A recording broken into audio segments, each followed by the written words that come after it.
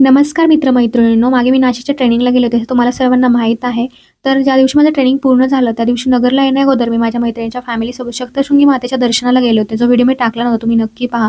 तर ट्रेनिंग पूर्ण झाल्यावर नाशिक ते त्र्यंबकेश्वर आम्ही एसटीने प्रवास केला. तिथे आम्ही त्र्यंबकेश्वरला जाऊन पोहोचलो. त्र्यंबकेश्वरचं दर्शन घेतलं, कुशावतामध्ये दर्शन घेतलं आणि त्यानंतर सप्तशृंगी माते दर्शनासाठी वणीकडे निघालो. वाटेमध्ये स्वामींचं दिंडोरी सेवा केंद्र लागलं, तिथे दर्शन घेतलं.